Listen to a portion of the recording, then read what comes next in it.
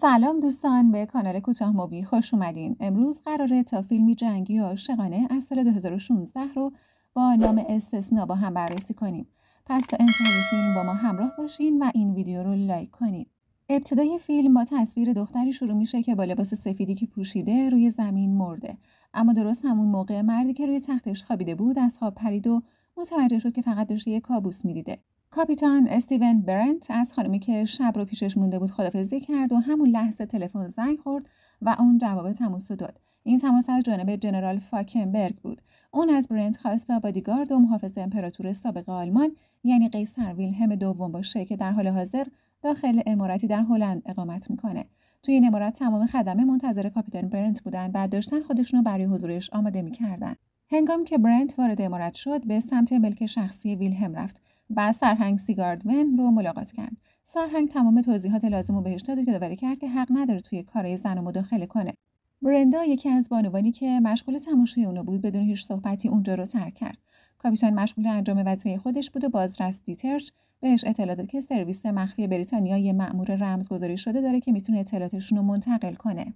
این موضوع تهدیدی جدی برای زندگی قیصر محسوب میشد، چون به همین روش میتونستن اونو ترور کنن یا دست به آدم رو بزنن. قیصر یا همون ویلهلم پیرمردیه که در حال حاضر هیچ قدرتی نداره. اون روز همسرش بهش اطلاع داد که برای حفاظت از اون سربازی رو به امارت فرستادن و همچنین ارتش ازش درخواست داره تا به تاج و تختش برگرده و برای کشورش موثر باشه.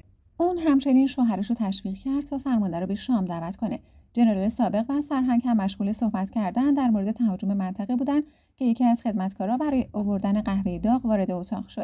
هر دو مرد حضور میکا رو به اتاق خوش آمد گفتن و کمی بهش خندیدن. قیصر نظر میکا رو در مورد حمله به هلند پرسید و میکا گفت که ایده خوبیه. ویلهلم به شوخی ازش پرسید که فکر میکنه به چه دلیل هلند مورد تهاجم قرار گرفته. اون هم جواب داد که به علت زیبا بودن این کشور مورد حمله قرار گرفته و سپس هر دو این افراد به پاسخش خندیدن. میکا همون لحظه از اتاق خارج شد و ویلهلم و جنرال به صحبت‌های مخفیانه‌شون ادامه دادن. هنگام شب میکا به اتاق شخصی برنت رفت و بهش اطلاع بده از طرف ویلهلم به شام دعوت شده. بعد از اینکه میکا صحبتش تمام شد، سکوتی عجیب اتاقو فرا گرفت. اما برنت با درخواستی از اون این سکوت رو شکست. اون از میکا خواست تا لباسش رو در بیاره. میکا هم قبول کرد.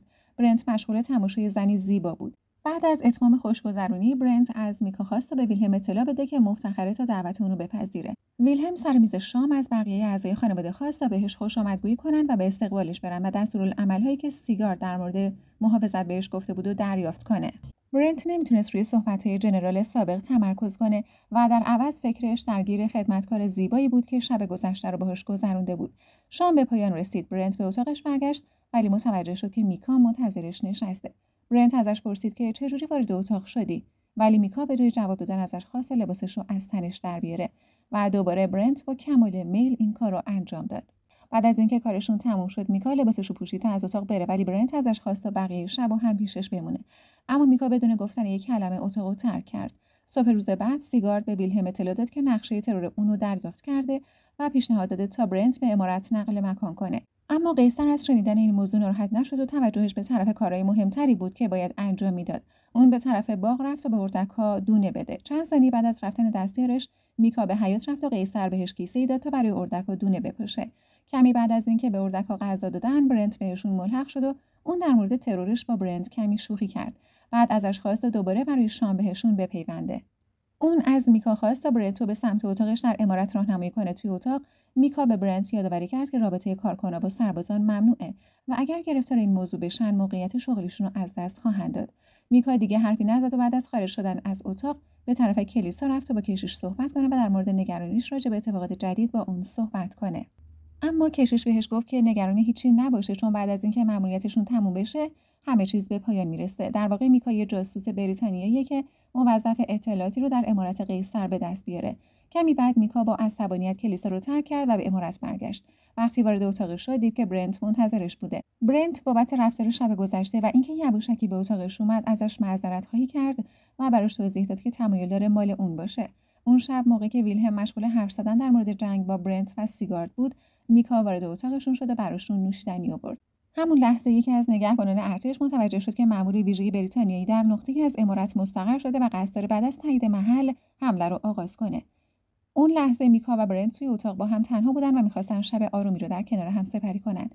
میکا توی چشمای برنت خیره شد و بهش گفت که یهودیه، اما برنت اهمیتی به این حرفا نمیداد.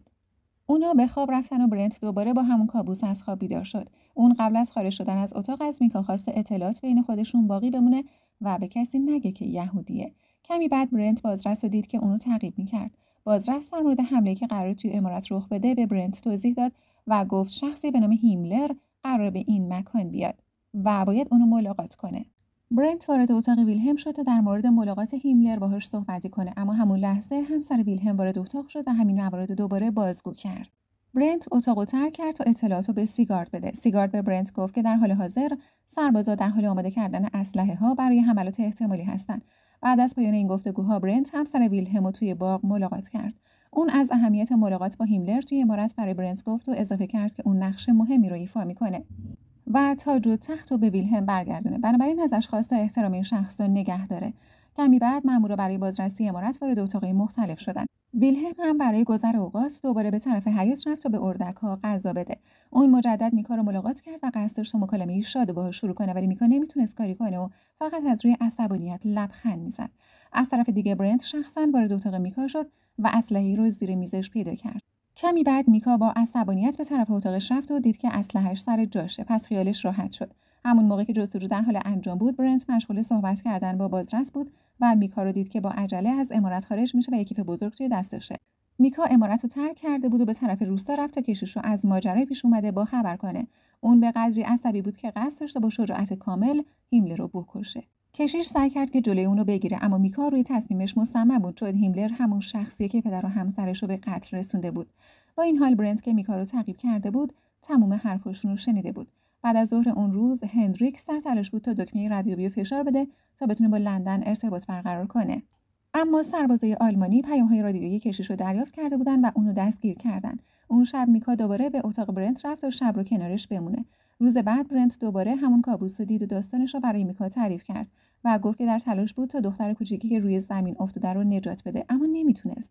اما قبل از اینکه میکا اتاقو ترک کنه، برنت ازش خواست تا باهاش ازدواج کنه، اما میکا به خاطر مذهبش گفت که نمیتونه این پیشنهاد رو قبول کنه. این دو نفر مشغول صحبت کردن بودن که ناگهان یکی به پنجره اتاق شلیک کرد. همسر ویلهم بابت موضوعاتی پیش اومده بسیار عصبانی بود و از همسرش میخواست برای برنت دادگاه نظامی را بندازن، اما ویلهم توجهی به حرفش نداشت و گفت که با وجود اینکه دیگه بر آلمان حکومت نمیکنه و اما بر خانه‌اش حکمرانی خواهد کرد. بنابراین اون به اونها اجازه داد تا به کارشون توی امارت ادامه بدن. در صحنه بعدی برنت به دفتر شخصی به نام دیتریش احضار میشه تا بهش اطلاع بده که کشیش در تمام این مدت همون فرد جاسوس بوده که نیروهای امنیتی قبل از اقداماتش اونو دستگیر کردن. زمانی که برنت میخواست به خونه برگرده، همسر ویلهم به سیگار گفت که اون قصد نداره سر میز شام حاضر بشه. با این حال میکا به همراه خدمه دیگه جلوی امارت حاضر شد. بقیه کارکنان هم مشغول آماده سازی میز شام بودن، اما میکا به گوشه‌ای رفت تا اسلحه‌شو پر کنه و انتقامش رو بگیره.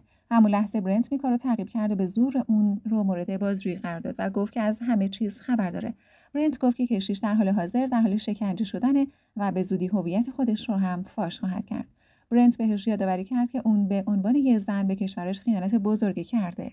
اما میکا توجهی نمی‌کرد و ازش خواست به وظیفه خودش برسه. وضعیت پیچیده شده بود و اونها با نگرانی دست همو گرفته بودن. برنت به طرف میز شام برگشت و از اینکه دید همسر ویلهم همونجا حضور داره خوشحال شد، اما هیملر راجع به ارتش خودش حرف زد و بهش افتخار کرد. اما ویلهم از شنیدن این صحبت‌ها کمی خشمگین شد و تصمیم گرفت شامو ترک کنه. اون دوباره به طرف باغ رفت و میکا رو دید. اون بهش گفت که میدونی مأمور مخفیه، اما ناگهان همون لحظه بدنش بی‌حس شد و به زمین افتاد. موقعی که میکا در حال فرار بود، ویلهم اونو با اسم واقعیش یعنی جستاپو صدا زد. برنت که صداشون شنیده بود، سعی کرد به جستاپو کمک کنه تا قبل از فاش شدن هویتش از اونجا فرار کنه. برنت از دستگاه‌های مخابراتی اتاق استفاده کرد و به همه دستور داد تا بدون اجازه اون از اتاق خارج نشن. اون خودشونو به قیصر رسوند و به نزدیکترین بیمارستان برد، اما نقشه اصلی این بود تا به میکا کمک کنه از اونجا خارج بشه. زمانی که اونا به انتهای جاده جنگلی رسیدن، میکا گفت در صورت درخواست ازدواجش رو قبول میکنه که موفق بشن بعد از جنگ همدیگر رو پیدا کنن. سالها گذشت و برنت یه بسته کوچک قهوه‌ای رنگ دریافت کرد. اون با عجله بسته رو باز کرد و دید که آدرس میکا نوشته شده. برنت با چشمانی گریان لبخند زد و به زنی فکر میکرد که تمام قلبش رو فرا گرفته بود. در انتها این فیلم با صحنه‌ای از میکا که بار داره و روی صندلی نشسته به پایان میرسه، با این امید که فرزندی سالم و زیبا نصیبشون بشه. از اینکه تا انتهای فیلم با ما همراه بودین ممنونم. لطفاً با لایک و سابسکرایب از کانال ما حمایت کنید.